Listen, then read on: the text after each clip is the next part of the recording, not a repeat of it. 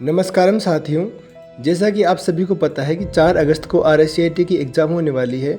तो उसी क्रम में हम आपके लिए कुछ महत्वपूर्ण प्रश्न लाए हैं। सबसे पहला प्रश्न है MS Excel 2010 में विंडो को दो भागों में विभाजित करने के लिए कौन से मेन्यू विकल्प का उपयोग किया जाता है। तो इसका राइट आंसर होगा व्यू टैब के अंदर स्प्लिट आता है ऑप्शन। तो व्यू स्प्लिट ऑप्शन होगा जो विंडो को 2 भागों में डिवाइडेशन कर देती है। प्रिंटर की आउटपुट गुणवत्ता किस में मापी जाती है। तो प्रिंटर की आउटपुट गुणवत्ता डॉट्स पर इंच में मापी जाती है। थर्ड प्रश्न है मॉड्यूलेशन व डिमॉड्यूलेशन का संक्षिप्त रूप क्या है या संक्षिप्त नाम क्या है। तो मॉड्यूलेशन और डिमॉड्यूलेशन का संक्षिप्त नाम होता है मोडेम। MS पावरपॉइंट 2010 में एनिमेशन फ्लग का उपयोग किस कार्य हेतु किया जाता है। तो एनिमेशन फ्लग का उपयोग एनिमेशन की सूची प्राप्त करने के लिए किया जाता है या देखने के लिए किया जाता है। तो देखते हैं ऑप्शन। पहला ऑप्शन है आप वर्तनी और व्याकरण की जांच कर सकते हैं। नहीं, ये तो रिव्यू टैब में आता है। आप स्लाइड पर लागू एनिमेशन की एक सूची देख सकते हैं। ये सही आंसर है एकदम। आप स्लाइड पर लागू एनिमेशन की एक सूची देख सकते हैं। स्लाइड प्रिंट कर सकते हैं। नहीं, उपयोग में से कोई नहीं। ऑप्शन बी सही है। आप स्लाइड पर लागू एनिमेशन की एक सूची देख सकते हैं एनिमेशन फ्लग के द्वारा। किस एप्लीकेशन सॉफ्टवेयर को आमतौर पर PDF फाइल देखने के लिए प्रयोग किया जाता है। PDF को देखने के लिए कौन से एप्लीकेशन सॉफ्टवेयर का प्रयोग किया जाता है। तो माइक्रोसॉफ्ट आउटलुक नहीं, ये जीमेल अकाउंट की तरह होता है अपना। Microsoft firewall, adobe reader firewall, adobe reader आता है इसके लिए। ऑप्शन सी एकदम करेक्ट आंसर है। एडोब रीडर की सहायता से हम PDF फाइलों को देख सकते हैं। यदि आपने गलती से किसी स्लाइड को डिलीट कर दिया हो तो आप क्या दबाकर अनडू बटन पर क्लिक का डिलीट की हुई स्लाइड को वापस ला सकते हैं। यानी कि आप डिलीट की हुई स्लाइड को वापस से कैसे लाओगे या अनडू की शॉर्टकट की क्या होती है। तो कंट्रोल के साथ Y ये तो रीडू की होती है। कंट्रोल के साथ U अंडरलाइन के लिए होती है। कंट्रोल के साथ Z अनडू के लिए होती है। कंट्रोल के साथ P प्रिंट के लिए होती है। तो इसका सही आंसर होगा अनडू के लिए कंट्रोल के साथ Z। ऑप्शन सी सही आंसर है कंट्रोल के साथ Z, जिसके द्वारा हम अनडू कर सकते हैं और डिलीट की हुई या फिर जो लास्ट टाइम अपन ने काम किया था उस काम को अपन वापस से ला सकते हैं। MS Excel 2010 टूल है जो किसी अज्ञात मान की गणना करने के उद्देश्य से पिछड़ा काम करता है। तो अज्ञात मान की गणना के लिए हम गोल सिक का प्रयोग करते हैं। गोल सिक। आप MS विंडोज 10 में निःशुल्क मोबाइल एप्लीकेशन और गेम प्राप्त करने के लिए क्या करते हैं। तो विंडो स्टोर से डाउनलोड करते हैं, माइक्रोसॉफ्ट ऐप से करते हैं, एंड्रॉयड ऐप से करते हैं, स्क्रीन कार्ड से करते हैं। विंडो 10 में हम निःशुल्क डाउनलोड करते हैं विंडो स्टोर से, बाकी नहीं आते अपने ऑप्शन इसके अंदर। VGA कार्ड क्या है। VGA कार्ड एक ATM कार्ड होता है। नहीं, ग्राफिकल एडोप्ट कार्ड होता है। ये सही है। डेबिट कार्ड नहीं होता, निबंधन कार्ड नहीं होता। बी सही ऑप्शन है ग्राफिक्स एडोप्ट कार्ड। निम्न में से कौन सा सही है। 1 MB बराबर 1000 किलोबाइट, 1 MB बराबर 2040 किलोबाइट बाइट, 1 KB बराबर 1024 बाइट, 1 KB बराबर 1000 बाइट, 1 KB बराबर 1024 बाइट एकदम करेक्ट आंसर है इसका। इसमें 1024 आता तब सही हो जाता है ये।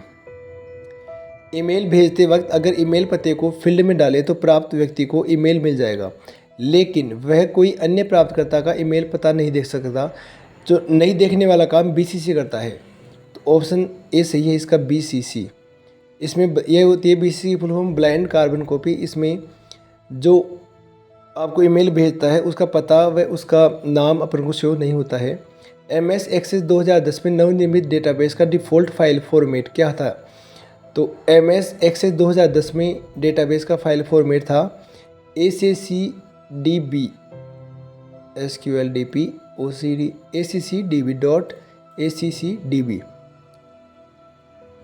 डोमेन नाम का पता लगाने व उसे इंटरनेट प्रोटोकॉल एड्रेस में अनुवाद करने के लिए निम्न में से कौन उत्तरदायी होता है। डोमेन नेम के लिए उत्तरदायी होता है उसका DNS domain name system. DBMS ACID property का अनुसरण करता है। ACID का क्या मतलब होता है। ACID का फुल फॉर्म होता है ऑटोकेटेड इंडेक्स, ऑटोमेटिसिटी, कंसिस्टेंसी, आइसोलेशंस व ड्यूरेबिलिटी। ये सही आंसर है इसका। ऑटोमेटिसिटी, कंसिस्टेंसी, आइसोलेशन व ड्यूरेबिलिटी। NTFS का पूरा नाम क्या है। NTFS का पूरा नाम है new technology file transfer file system. New technology file system, option C सही आंसर है। New technology file system NTFS का पूरा नाम है। किस डेटा ट्रांसफ़र माध्यम की डेटा स्थानांतरित दर सबसे अधिक है? कौन से तार के द्वारा आप डाटा सबसे फास्ट शेयर कर सकते हो? तो होता है twisted pair wire. Web page, चित्र, वीडियो और अन्य फाइलों सहित वर्ल्ड वाइड वेब पर सामग्री का पता लगाने, उन्हें वापस से प्राप्त करने, प्रदर्शित करने के लिए कौन सा सॉफ्टवेयर एप्लीकेशन का उपयोग किया जाता है? एंटीवायरस नहीं, फायरवॉल नहीं, वेब ब्राउज़र। वेब ब्राउज़र के एक सर्च कर सकते हैं, वेब ब्राउज़र के द्वारा किसी भी साइट तक अपन जा सकते हैं, वहाँ पे www का प्रयोग कर सकते हैं और उन्हें देख सकते हैं। तो इसका सही आंसर होगा वेब ब्राउज़र्स। एक छोटी सी तस्वीर है जो एक प्रोग्राम फोल्डर या प्रोग्राम फंक्शन का प्रतिनिधित्व करती है, और जब इन पर डबल क्लिक किया जाता है तो वह उपयोगकर्ता के यूज़र इंटरफेस में प्रदर्शित करती है। तो सबको पता है डेस्कटॉप पे आती है, आइकन्स होता है वो। निम्न में से उपयोग विकल्प चुनें। Mozilla Firefox, safari, Google Chrome web browser के उदाहरण है। तीनों के तीनों वेब ब्राउज़र के उदाहरण है। मोजिला फायरफॉक्स, सफारी भी है, गूगल क्रोम भी है। सही है ये बात। विंडोज 7 एंड्रॉयड लिनक्स ऑपरेटिंग के सिस्टम के उदाहरण है। ये भी सही है, विंडोज 7 भी है, एंड्रॉयड भी है, लिनक्स भी है, ऑपरेटिंग सिस्टम के उदाहरण है। अब इसमें बताया नहीं कि मोबाइल का है, कंप्यूटर का, लेकिन तीनों के तीनों क्या है, ऑपरेटिंग सिस्टम है, तो ये ऑप्शन सही है। Monitor, printer, web camera hardware device के उदाहरण है। सही है ये बात भी। सही भी विकल्प सही है, ऑप्शन डी सही है।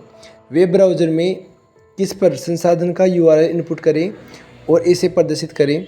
तो वेब ब्राउज़र पर कौन से वेब ब्राउज़र पे या कौन से वेब ब्राउज़र में कौन सी जगह पे? तो हम वेब ब्राउज़र पर एड्रेस लगाते हैं, एड्रेस बार पे। इस पे हम एड्रेस टाइप कर देते हैं जहाँ तक हमें जाना है। दोस्तों, आप इन प्रश्नों को अच्छे से पढ़ लें, एक बार समझ लें, क्योंकि ये एग्ज़ाम की दृष्टि से बहुत महत्वपूर्ण प्रश्न है। Thank you.